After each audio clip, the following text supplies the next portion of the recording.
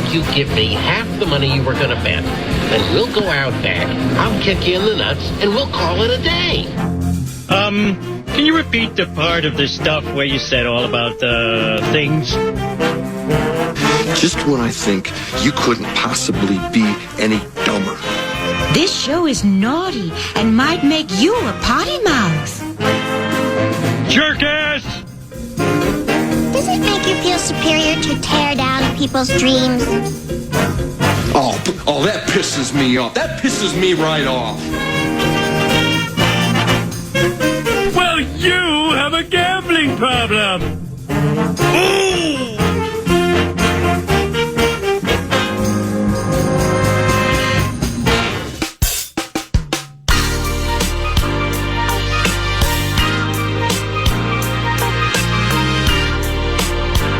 A happy Tuesday morning to you, and welcome to the 9 to noon radio show from the vast and ever-expanding and plush TCO radio studio as part of the second to none Vikings Entertainment Network at Twin Cities Orthopedics Performance Center. It's a TCO Tuesday for 9 to noon, and I'm Paul Allen. Nordo produces. Brett Blakemore guides the great Chip Love Covenant from FM 100.3 KFAN. And we begin with a question. How are the Chicago Bears plus 14 in the take-give? The turnover differential. Well, that's number one in the NFL. So, each week, each game can be defined as snowflakes, where they're all the same, but they're different. And you start to learn about the adversary early in the week, and you come across some things initially where you're like, whoa, hey, whoa. And this one just bowled me over yesterday after 9 to noon, chatting with Nordo in the side studio about the TCO Tuesday, and Kevin O'Connell, head coach of the Minnesota Vikings, joining at 11 a.m. today. And he hits me with, the Bears have 20 takeaways. I'm like, what? The Bears have 20 takes, which would include 13 interceptions. All right. Well, they probably have given it away a lot, right? Well, no, that's not the case either. Well, what's their take give? It's plus 14. It's tops in the NFL. So then you push 5 more keys and you're like, all right, their leading sack guy, Montez Sweat, has 5.5 sacks. They got this Gervon Dexter Sr., good player, was better at Florida, but he's doing quite well in the NFL. He has 4 sacks. Those are their top 2 sackers. Kind of sounds like the Minnesota Vikings, with guys with 4.5 sacks, stuff like that. So they're not sacking the quarterback in voluminous nature, which means that you think rush to cover, rush and cover. Holy cow, look at all the picks the Vikings had last year to match all of the sacks they had. Well, that's not the case either with the Chicago Bears.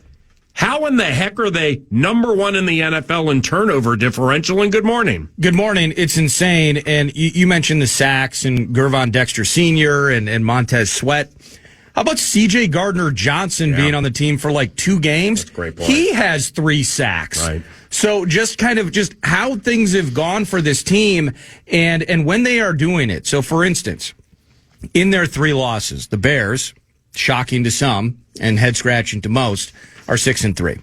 In their 3 losses, they have 1 takeaway on defense. Oh, wow. In their 6 victories, 19 freaking takeaways. Mm-hmm. They're averaging more than 3 for their defense every single time they go out to win. How they're doing it with the injured secondary, their front, as you were talking about with those sack numbers, it's a lot of meat and potatoes. And this is a team statistically we can get more into where we can have our day around the gym with heavy yardage against the Bears defense. But right now, not historic, but certainly the most opportunistic team combined with such a more disciplined offense, starting with the passer in Caleb Williams. So the plus 14 jumps off the freaking page, maybe above all other statistics as we look at Sunday's game. And I don't have the Bears schedule in front of me, but I got it if you want it. Since the bye, since the off week, Chicago is 4-1. And there's been an offensive common thread that has transpired against mostly substandard teams, but nevertheless, I think that plays into the turnover differential too, off the way Nordo just laid it out. Yeah. They're 4-1 since the bye week. Their only loss was to Baltimore. and they lost by 2 touchdowns, not to Lamar Jackson, but to Tyler Huntley. It was the final game before Lamar returned. But during that time, as we unfurl a sneak peek at next week, a sneak peek at the fresh meat, because it's time to move on from certain facets of that Baltimore debacle over the weekend, the Chicago Bears, over the last 5 games, are averaging 185 rushing yards per game. Yeah. 185 per game. Oof. Now, beloved BJ, their coach Ben Johnson. Let's think of where he previously executed his toil. It was as offensive coordinator for the Detroit Lions. What do they like to do to set up the play action? Run Jahmyr Gibbs, run David Montgomery, run Jamison Williams, and things like that. Okay, DeAndre Swift, Kyle Monangai, and Roshan Johnson, DJ Moore. It's taken a while for Ben to get where he wants to get with this phase of the offense. We're going to run first. We're going to make them respect it. And as we continue to raise this quarterback who never ran play action, being under center, taking the steps, faking the handoff, turning the back to the defense, getting safeties and linebackers to think about it a little bit. He never did that in college, and he didn't do it basically his entire rookie year. So that's still a work in progress with their quarterback, Caleb Williams.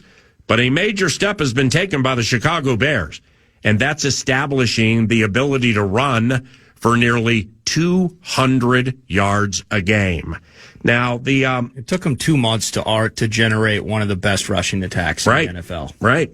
Well, and the 185 a game, I mean, it's a big number. But the question would be, when it comes to one of the best statistically, like when coaches or players say stats are for losers, I don't necessarily agree with all of that, because they're yards per attempt, turnover differential, there are things that matter greatly to the outcomes of games. Yeah. But it also, the context of the 185 needs to be part of the conversation. Against whom are they getting that 185? What's the score of the game? Are they leading and trying to kill the clock? The bottom line is they're getting it done. So I don't care if it's against the 0 or 1-win New Orleans Saints at that time, if it's against Geno Smith winning a 1-point game against a really bad Raiders team. They're getting that facet of this new coach's philosophy done. Now, the second point, that the hump that they've gotten over, is whether it's against Cincinnati, a downtrodden bunch, or the Giants without your guy Scattaboo. And, I mean, the Giants were so squared away, they lost a game and fired their coach. Yeah. So that's their most recent win.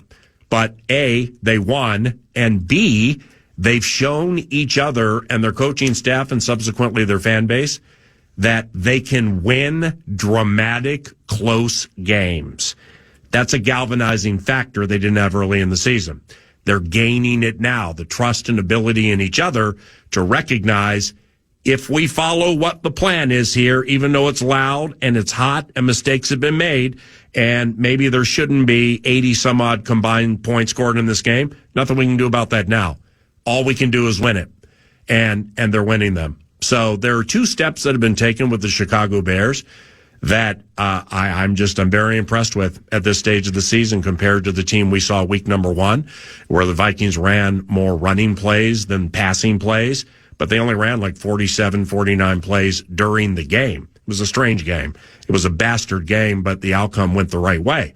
But the attention to detail with the running game for the Bears, and the fact that somehow they're taking it in non-obvious situations, the football, and learning how to win these hotly contested, tight games, that matters. That's not lost on 9 to noon. No, it's not. And the biggest part that has been built is the belief, as you've been talking about here, because I think in some ways, I mean, think about the quality of the schedule. And me as a rube, like I'm gonna come in here and I'm just gonna, so the teams they beat, there's 6 victories: Bengals, Raiders, Cowboys, Saints, Giants, Commanders. Those teams are a combined 15, 41, and 1. Okay, well, Caleb Williams isn't looking at that. You know what I mean? Where there's an element of this where, yes, they've played downtrodden, competition. In fact, by the way, just going back to this Giants victory, Jackson Dart goes out injured. Oh. Russ Wilson is a complete L. Oh, wow. The punter has like a 20-yard punt, sets them up at midfield to get ultimately what that was that go-ahead score. Otherwise, the Bears probably aren't in that one without a couple of circumstances. Jeez. However, the circumstances count. Yeah. And you had to close on it, and the Bears have been closing on it. So that the belief angle of this, whether we can sit here, I mean, and it's a loser's lament, right? Like, we're 4-5. We're freaking fourth in the North right now. 2-0 in the division, but 4-5. And we're staring up at the freaking Bears right now. Right. The fact of the matter is, regardless of how awful the competition, I think the eighth topic you hit on is the new coach, not only through success with the run game, like Ben Johnson can sit in the meeting room and go, see? Yeah. See what I've been telling you in practice? Right. Now the players believe. The respect has been built, the foundation has been built, and it's turning over into clutch moments where they're not fumbling the ball away. I think it was an awful interception by Caleb Williams at Baltimore, their last loss. But other than that, they're 4-1, and Caleb is showing up for the most part in the right spots on the back of just an insane running attack right now. The belief is kind of propelling them forward, which regardless of schedule, regardless of roster, here's our guys, here's their guys, who's better, the belief makes them dangerous. Marathoning out of the gate, courtesy of Steve's Appliances and stevesappliances.com. The 7,000 square foot showroom in Mounds View is fantastic. The ownership is second to none, and there's money to be saved by mentioning 9 to noon when you're looking for appliances from Steve's Appliances and stevesappliances.com. Go now, please. Hyperbolic or hyper-accurate? Ooh. Well, let me set it up like this. Somebody asked me this morning what I expect from the Vikings in their next game against the Chicago Bears. And until proven otherwise, off the past performances we've seen this season. And yesterday, Nordo and I, on the metaphorical therapeutic Davenport of love, we teased and we cracked wise and we opened veins and we talked about a lot of things yesterday. But part of it was win, loss, win, loss, win, loss, win, loss, good, bad, good, bad, good, bad, good, bad. Just finding traction with consistency has been an A topic for the Minnesota Vikings this year in that it's been non-existent. So, off what we have seen, what should the expectation be Sunday, if only for yours truly? All right, let's go back to the Falcons game. The kid quarterback steals the show in the fourth quarter at Soldier Field and wins the game in his home state. Sky Umah, here we go, home opener.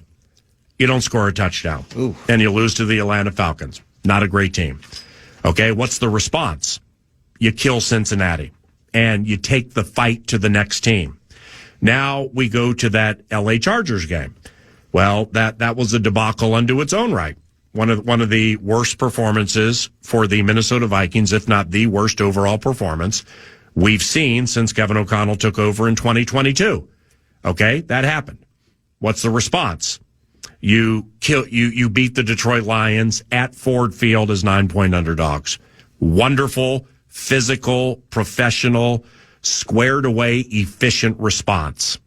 The Baltimore game was winnable. You got the 8 false starts, and you have some things that weren't preferred at key moments of the game. What's the response? You beat the Chicago Bears.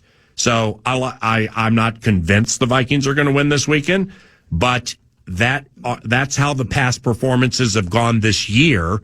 Why would they change into this game when I know the Bears aren't better than the Lions? And the Lions proved that earlier in the season when they scored 52 on Dennis Allen's defense. And you got that. And in the Cincinnati game, and if you want to play this game, which I don't, the Vikings killed the Bengals and the Bears went down to the wire with them.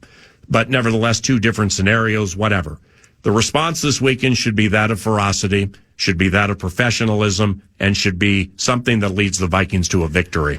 Yeah, I agree. And if for anything else, and still I was going to bring it up during Vikes Bites, but just hearing the coach yesterday talking about cadence and the false starts, he does what a lot of coaches do. He put it on himself. I need to coach better, I think is almost a direct quote. And then you heard the quarterback after the game, I'm responsible for everything that happens on the field. Appreciate all that. Still leaves me wondering, however, how it all happened. Me too. And when you talk about a professional effort, I think there's enough professional pride in this building, in this group, where it's like, yeah, that was actually embarrassing. Yeah, that was actually a fairly unprecedented thing. Yeah. Anytime we're on the wrong side of the last time this happened was 16 years ago. Yeah. I think just from a professional pride standpoint, regardless of the fact that I still don't understand how the hell it happened, I think that those types of things are better. But over the course of this season now with a 9-game sample size, there have been various elements of a lack of discipline popping up in various games. So I don't think that this team's going to go out on Sunday and it's just going to be perfect. Yeah. I don't believe that for a second. Yeah. I think we are going to have moments in a division collision where it's like, are you serious with this one? How did this happen? We saw this 3 weeks ago. This is such a simple bit. Mm-hmm. We're going to have a weird special teams penalty. There's just going to be some annoying bits that go as part of that. But I think the kid into his 5th start, the professional pride of this group, that it is the response. Now, how long throughout a season, PA, can you continue to go good times, bad times, good times, bad times, good times, bad times, before you start looking at the standings and you start looking at your playoff percentage and you start kind of peeking into maybe we don't have it? Like how does our favorite team keep their belief? I do believe that they will this weekend, and I feel like the Vikings are in a fantastic spot to be 5-5 by the time I hit fan line with Ron Johnson. The combination of professional pride. I do wonder how much belief. The kid QB certainly wants to be better than he was a week ago. I think the highlight wide receiver is going to get his 12 targets again, and I think he's going to get more than 4 receptions this time around. I believe in all of those things as a response. But, man, the good times, bad times, and the roller coaster of this season, the way that it plays on us, I imagine that it plays on those guys in that locker room as well. Well, sadly, I can't answer that because we've seen now more than half the season.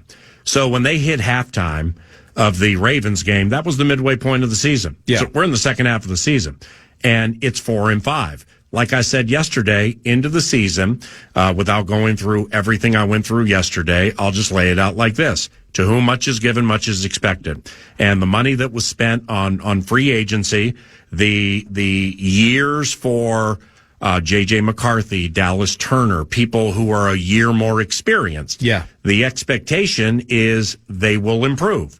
So my mantra into the year was, unless you experience debilitating, awful season-long injuries that legitimately most, if not everybody, can look at and say, well, I'll just think the Lions last year, okay?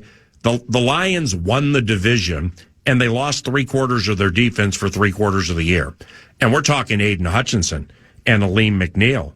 We're talking some of their best players. Well, they scratched and clawed and survived. Then the Vikings beat themselves week 18 as much as the Lions beat them. But that was it for the Motor City Kitties. Yeah. The proverbial elasticity of what they were holding on to snapped and it broke, and there was carnage, and Jaden Daniels came in and rolled them because it had just been too much for too long. The Vikings, with those 17 offensive line combinations and key defensive players, and Aaron Jones missing 5 games. I mean, Addison didn't play for 3. All of those, well, they're all done. And you've had your preferred players back now for 2 games. And you won the first game, and you beat one of the best teams in the NFL. Then you lost the next one against a team that can go to the Super Bowl. The Baltimore Ravens, with what they've done to their defense the last month, MVP guy at quarterback, and the way they're executing things, yes, they are emerging, despite being a 4-5 team, as what I think will be one of the better teams in the NFL in January. They should be favored to win the North for sure. Tough beat. They're a tough beat. They're a tricky beat. They're a tough beat when they got all their dogs. And they had all their dogs. But so did we. And we didn't win the game. So now you move forward to the next one. And my expectation, as I said yesterday, is if you keep the likes of Darisaw, Van Ginkel, Grenard, it sounds like he'll be okay for this weekend, at least off the press conference yesterday, or should be close to okay. And Jefferson, just all the right players. You keep all those guys together for the final run of the season, late November, December, early January. Yes, I expect the Vikings to make the playoffs. And if they don't make the playoffs, it'll be a buzzkill. because to whom much is given, much is expected. And that includes working through problems like the Lions did last year and finding a way to have your full tilt talent on display weekly with what you have. And moving forward, that's absolutely the expectation from yours truly. Whether it's been good times, bad times, win-loss, LW. That has to stop. I don't know how it stops because we're not compensated to figure out how it stops. We're doing radio shows just chatting about what are realistic expectations into seasons and during seasons, which leads us to hyperbolic or hyperaccurate. Minnesota will make the playoffs and win a game. Why you got to hit me with that so early? KO's going to be in here in 90 minutes. That's hyperbolic, although the childlike Rube in me absolutely is rooting for that. You know, the one thing that kind of popped in my head, the way that got out of that one fast, didn't you? To say at this stage that they will make the playoffs and win a game, I mean, that was an easy one right there.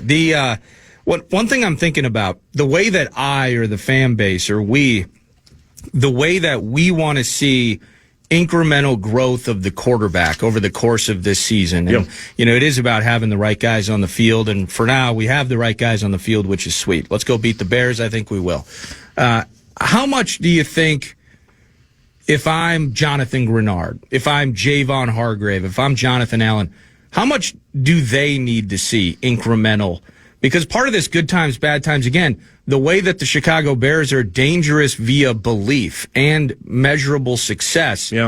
Good times, bad times, ups and downs of this Viking season. I'm just curious, in terms of that elasticity, hanging tight and taut and then eventually busting if it does, how much some of these guys in the locker room, even if they love JJ, everyone's saying the right things. I don't think this is a fractured locker room. I think this is a mentally strong group. And that is led by a coach who I believe helps keep a lot of that together.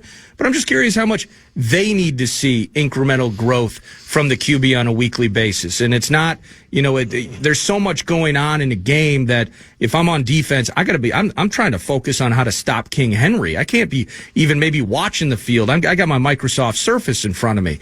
But in the same sense, it's like, ooh, the 8 false starts. Ooh, man, that pick. I know Jefferson fell down, but ooh, if you throw that outside on the first one, then Malachi Starks is really never in the equation. Ooh, Jefferson was wide open and it was 10 feet over his head. I just wonder over the course of a long season how much other people on the team internally, whether they get loud about it or not, most of them probably won't say anything other than the right thing. But it's like, how much do they need to see incremental growth from JJ to keep this thing together, to get this team to the playoffs? There are 6 words that you've heard me say a lot, and it's pertinent here. Human nature gets to win too. So how do you play off that? Within the confines of Twin Cities Orthopedics Performance Center, at least to my experience, 3.5 years working pretty closely with the squad, one of the things that leads me to share, I enjoy calling Minnesota Vikings games on the radio now more than I ever have in my life. All right. So why is that? Well, that's because what Nordo just said no longer audibly, vociferously, and loudly happens. Where it's, I know you got a radio show, but how in the F am I supposed to win when I got this guy here? Right. How in the F is this supposed to happen when this draft happened here? Well, that just never happens. It may happen behind the scenes, but I'm not privy to it, and I'm here a lot. So I really like that. It plays into an enjoyment to be here and to do the job. There's not a lot of back talking. There's not a lot of backstabbing. Now, when I say human nature gets to win too, if you keep losing games and you're topsy-turvy and there are situations that are not conducive to positive consistency in winning a lot of games, the human nature gets to win too is when they leave, what they say to their family members, their friends, teammates outside of here. Yeah. A, I don't care. But B, it's, when people talk about things, things like that probably are going to come up. If I happen to be the proverbial fly on the wall outside of the facility hearing that, my first response would be, look in the mirror, man. I mean, before you start pointing fingers at those with the 8 false starts, how about the fact that this hasn't happened with you in a month and a half? and you were paid this to do this, and now we ain't getting this. Oh, yeah. So it's divisive. It generally leaks into the worst covenants in the NFL. That's not the case here. When they preach culture in this building, and I've said this before, that's such an overused trite term in sports and in life, quite honestly. It's not here. Because I've seen them work through problems behind the scenes. I've seen them handle prosperity without being arrogant. That's established culture. So what Nordo just said is a very, very fair assessment. But as it goes in this building, it's been a complete non-player, at least in my experience, for 3.5 years with these guys. And that's a good thing. And you know, like take, for instance, Philadelphia and Green Bay last night. All right. Green Bay loses to Philadelphia. Elton Jenkins hurt his ankle, didn't return to the game. Very physical game. Now, when it comes to culture and when it comes to how to handle things, that there's a writer named Matt Schneidman who covers the Packers for The Athletic. And he posted after the game, Matt LaFleur, head coach of the Packers, asked Matt LaFleur if he thinks he's coaching for his job now. Really, really difficult question to hear after an emotional loss, but whatever. I mean, people can ask whatever they want. Matt said, quote, "I'll leave that for everybody else to decide. I'll just focus on the day-to-day and try to do, I feel like you're always coaching for everything in this league, you know. That's my mindset. It's always been that way. You can't ever exhale. You got to always be pushing. That's just my mindset, and that will be my mindset till they tell me not to coach anymore," end quote. That's a stark culture-related difference from the individual a week and change ago who addressed a question from a member of the media by saying, I don't give a S about Halloween. I'm trying to win a football game. So he was very tense there. He went at a member of the media for asking a silly question about Halloween costumes. So now we fast forward to last night. There's contrition. There's vulnerability. It's up. It's down. Yeah. It's culture related, and things will reveal themselves and open up as we move forward. If they continue to go good time, bad time, awful, great, hey, you know what I mean? I do know what you mean. So from a Kevin O'Connell standpoint, we'll get to hear more on this from him himself during the 11 a.m. hour. But I just think about, as we were talking about the Bears, the belief they have is what makes them dangerous. The adversity that the Kevin O'Connell world is going through right now is raising the kid QB and maintaining belief within that building, which through his tenure here, he's been very successful at. Yeah, that's from an overarching standpoint. Those, if I were to shape what I believe is the reality here, that would be 1 and 2. The A topic would be improving J.J. McCarthy, the second-year quarterback, and making sure things stay cohesive and tightly knit during the moderate chop. This is not severe chop. This is moderate chop. There are winnable games on the horizon. I can't remember the last time Green Bay beat Minnesota. I love how the Vikings match up against the Packers. Until proven otherwise, it takes Jordan Love 2.5 hours to figure out what Brian Flores is doing. So until that changes, then I feel good about that game. Yeah. I feel good about the response coming up this weekend. And those are division games. Those matter. So they matter. They all matter, but these matter more than the run-of-the-mill game simply because of NFC placing and divisional rankings and stuff like that at the end of the equation. So, for instance, the Bears. Well, they're winless in the division. So they're 6-3. We're going for 185 on the ground a game. If I'm one of their fans, I'm like, cool, that's great. Ben's doing a great job. Caleb's handling the play action decently. How about we win a division game? How about we beat Detroit, Green Bay, or Minnesota? Because we've lost to 2 of them. We've given up 79 points to the Vikings and the Lions. Then we did that to start the season, by the way, 52 against the Lions. Then we beat Dallas by 17. Okay, cool, that counts. Then we beat Vegas by a point. Then we beat New Orleans. They beat Vegas, New Orleans, Cincy, and the Giants, all non-playoff teams, by a combined 22 points.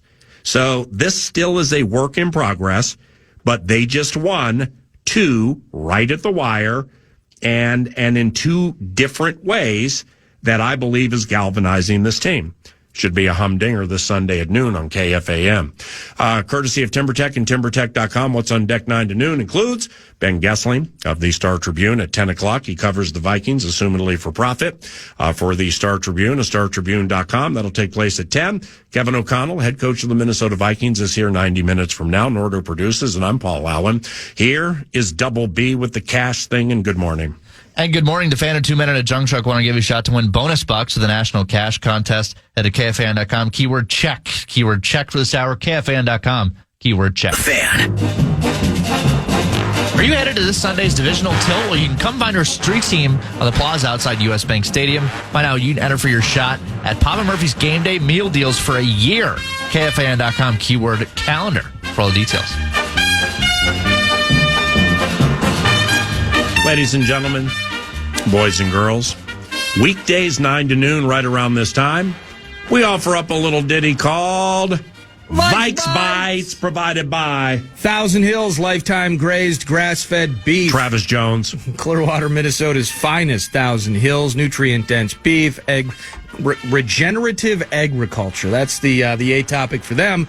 And you can find them at Coburn's and Co-ops and Kowalski's locations. They're proud sponsors of Gophers Athletics. So I was listening to Kevin O'Connell's press conference yesterday. And maybe you don't have to share the entire Tolstoy. Maybe this is part of the conversation later this morning as well. Is he was asked a question, I think it was kind of framed up as, like, what happened to the easy ones, coach, in particular to get TJ Hawkinson involved? And even Kevin O'Connell says, hey, we got to get TJ involved more. And so just how easy is it to say that versus actually executing on it? Because I was looking at some numbers yesterday. Now, J.J. McCarthy, good times, bad times is a story in itself with the young QB. He has, among all QBs, forget about Anthony Richardson or Josh Dobbs or Joe Milton, forget them. The reason I say that, J.J. McCarthy, the highest average depth of target in the NFL. What's that mean? Well, that means that he's trying to make deeper throws, deeper connections than every other quarterback in the NFL. Mm-hmm. Second, by the way, in this scenario, again, forget about the Miltons, Dobbs, Richardsons, oh my. I got you. Second in the NFL is actually Sam Darnold. But JJ, kind of getting it back to, so the idea, if there is some validity to it, would be, if we shorten things up, Bo Nix, for instance, 2 yards shorter average depth of target. Mm-hmm. Now, if you look at how Sean Payton has deployed Bo Nix, a lot of short stuff. Mm-hmm. A lot of the easiest possible completions. Let's get athletes in space and let them run around a little bit. Yep. How easy is it to say, I need to get TJ more involved versus actually executing it on the field because you feel like number 8-7 should be a factor, whether it's in the red zone. Again, the easy ones, quote unquote. Very, very quiet season for Mr. Hawkinson, who I thought would be pretty good buddies with J.J. McCarthy by this stage of the season. In Hawkinson's last 21 regular season games, he has 2 touchdowns. Okay, so whose fault is it? Sam Darnold's, J.J. McCarthy's, or Carson Wentz's, or Kevin O'Connell's? Or is it the tight ends? I don't know.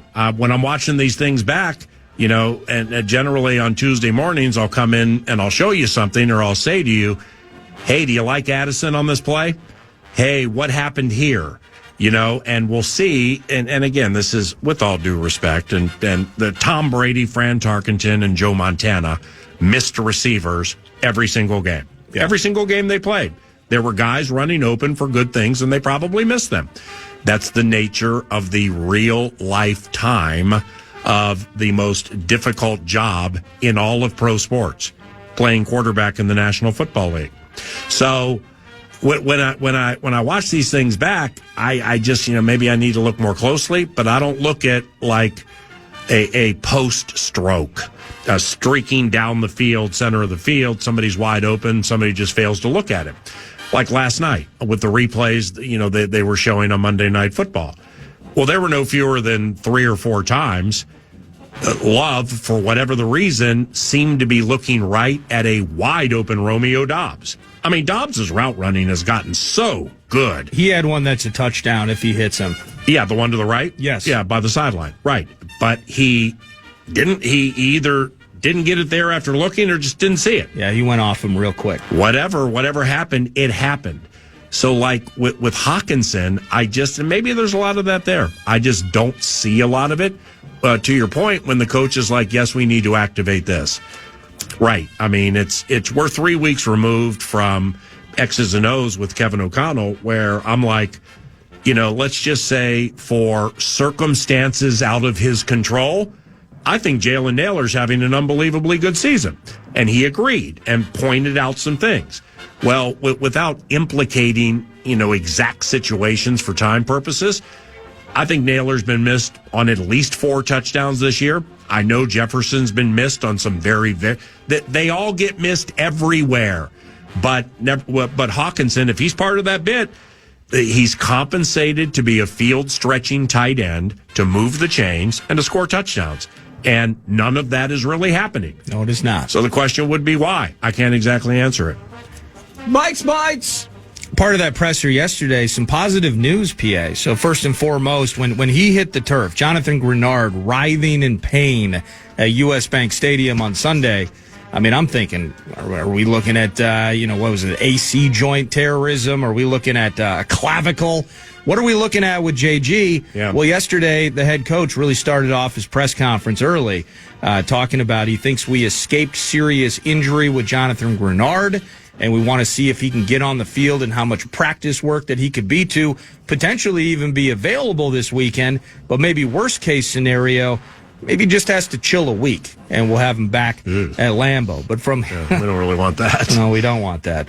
But, I mean, according to everybody, the head coach is a barbarian for the way he treated Carson Wentz. So just be a barbarian and cut off the shoulder. Yeah, just tell him to play. Yeah, just tell him to play. Drag him onto the field against his will, like you did with Carson Wentz. Yeah, for sure. That's what barbarians do. So drag him on the field. Don't care about his countenance, which is that of pain. If he dies, he dies. And force him to do something he doesn't want to do. Ryan Kelly. Jest. Ryan Kelly doing a little more work this week as well, it sounds like. Hold on, with Grenard. Yes. When it happened in front of the Baltimore bench, when I had my binoculars on him, so I'm not going to pretend to be like a fake Dr. David whatever and be like I can analyze it from a mile away. What I can analyze is 8.5 to 9 out of 10 times when players go down and you see them banging on the turf. Yeah. It's bad. Okay, they know this is bad, and Grenard did that. I'm like, damn, man. So he obviously thought it was worse than it was when he got to the blue tent.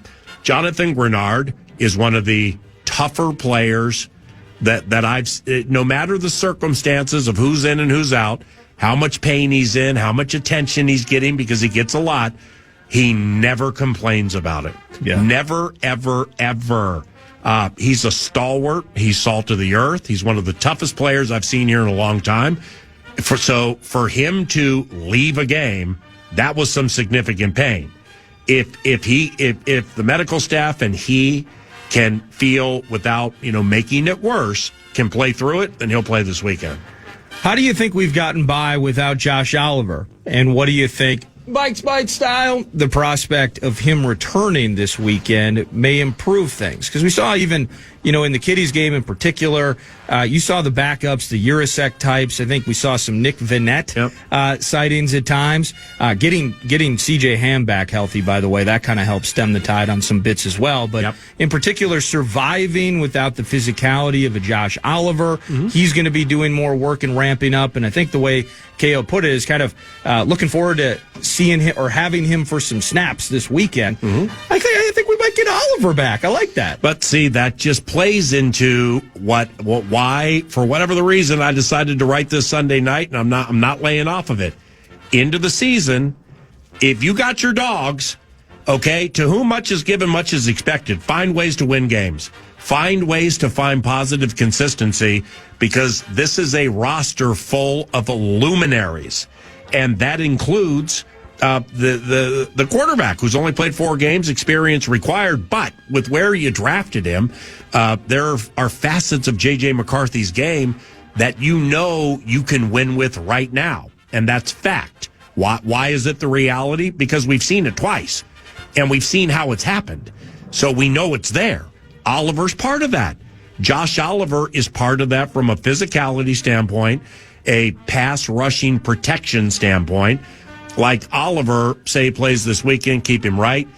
In that game at Lambeau Field with Rashawn Gary and Micah Parsons and Edgerrin Cooper, I think you're going to need Oliver more that game than you're going to need him against Montez Sweat and some of these rushers that the Bears have.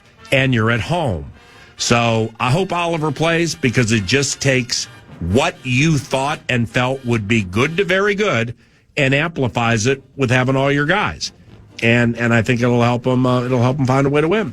Vikes Bites. Thank you, Thousand Hills. How much, and maybe this was somewhat answered when we started talking about this run game of the Bears, how much can you really take from week one at Soldier Field? This is a Vikings team with the good times, bad times, finally seeing most of the right names on the field. Meanwhile, I feel like the evolution of the Bears has taken a course in which the team we see Sunday may be very much unlike what we saw opening night, creating some unknowns and maybe some unscouted looks into Sunday's game and what they're able to do on the ground. Is there a lot you can take from week one within the frame of a singular season, given how much things change? That's a wonderful question. Caleb, the quarterback, has to be better than he was week one. And he wasn't bad week one, but I'm excited with the rest of the week developing to get into what is better with him in unison with his coach. Right. The running piece at 185 per the last five, there's definitely something to that. I don't exactly know what it is, but there's something to that. And that was not the case when they played the Vikings week number one. See, this is where it gets annoying, though. Whether it's you mentioned the teams that they played, the 15-41-1 record that the teams they've beaten this year have. So they beat bad teams on paper, it appears. Caleb was sacked 68 times last year.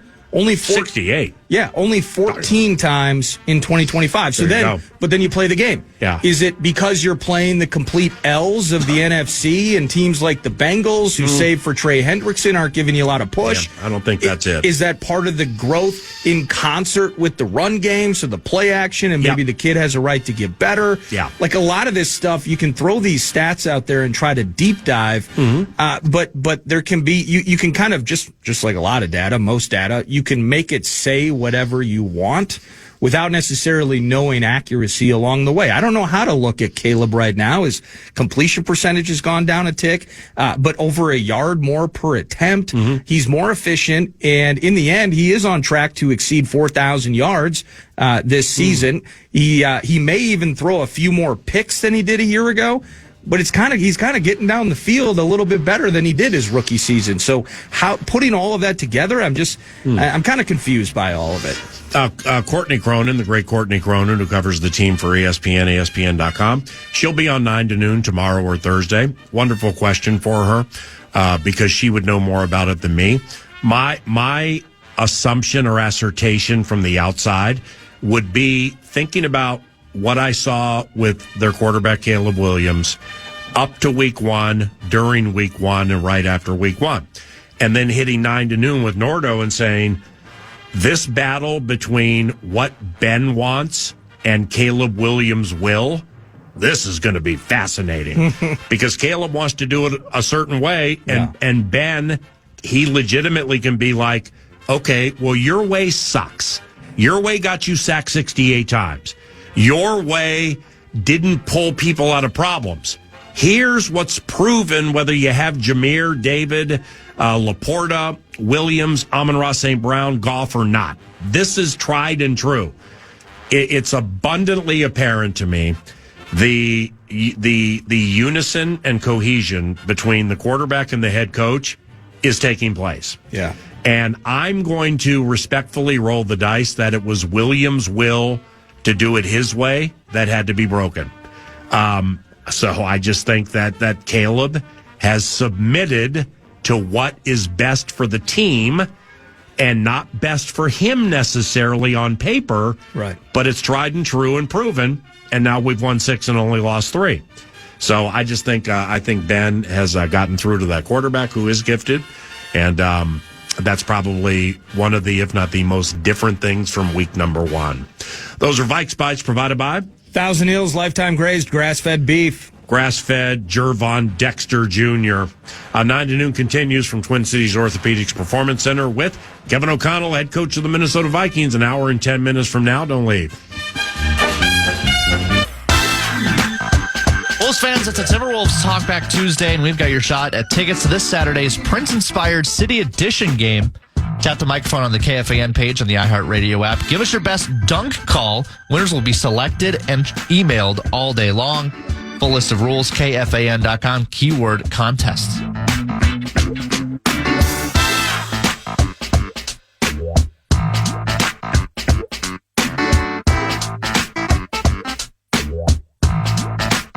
What's going on over there? We got about 4 minutes.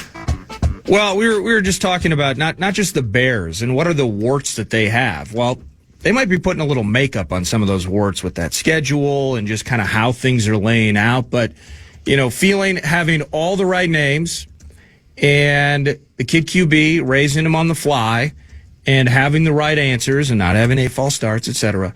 The idea that this team is still very much a team that can find their way into the playoffs. Now it's an 8-game sprint, right? Let's win divisional games. Let's do those things.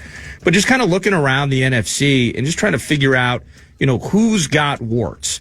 I mean, if we're just looking, just cursory fashion at the standings, Cowboys, Cards, Falcons, Commanders, Saints, Giants. Those are all teams that currently sit below the Minnesota Vikings from a standings perspective. Now, we have to go to Dallas at some point and get that W, but for the most part, I don't see the Cowboys jumping up and finding their way into a playoff spot. And so you got to play the numbers game. 7 playoff teams, division winners, 3 wild cards. It still feels like, still very confidently, that there will either be 3 teams from the West or there will be 3 teams from the North. And who are the teams above us? Well, the Panthers, they just have a quarterback problem. We saw the Saints. Saints gave up like 2 and change on the ground to Manungai and Mr. Swift a few weeks ago. Rico Dowdle, as that thing hits midnight and turns back into a pumpkin, they couldn't run. They lost after the thrilling victory. There's doing a lot of heavy lifting there in terms of the win at Lambeau. They lose at home to the Saints. Their QB's bad. The whole thing sucks. They're going to fade out. But then we start getting to these teams in the West and specifically in the North. And I know they got run up on by the Rams. The Rams, by the way, if we're talking about who has warts, I'm having a hard time finding warts with the Rams, by the way, as they're doing typical McVay ramp up, haven't turned the ball over in 3 games. The defense is super stout and getting better. Stafford hasn't looked better, it seems like, in a Rams uniform than he's flying around right now. They just ran it up on the Niners, who are 6-3. Everybody's hurt. But the advantage for the Niners here as we look ahead is a schedule that features the Brissett-led Cards. It features the Panthers. It features the Browns. It features the Titans. It does have the Colts on there. Going to be a toughie. But they're in a situation right now where Shanahan's group doesn't require building belief. That is a strong group that should believe at all times. But they're also beneficiaries of a schedule that really back half light and works in their favor. So a team that has warts, but a team that seems very poised to secure a playoff spot.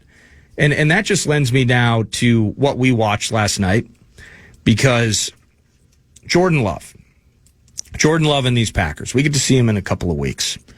When the run game, not that it's ever necessarily truly explosive, but when you're not getting 5 yards of carry, when you're not moving man, and Jordan Love doesn't have that obvious answer, and Tucker Kraft, I feel like, had become that obvious answer, that obvious solver Big time. in the pass game. When you don't have that, the kid felt and looked uncomfortable last night, and it was a lot of getting off of a read quickly, finding the next one, looking for the most obvious and safe option, and I think that put him in a ton of bad spots. I'm not, with the Elgton Jenkins injury, interesting to see how severe or how long lasting that is. Elgton's damn good, and this O-line has done a really good job in front of Jordan this year, so I'm not even putting that fumble on him per se.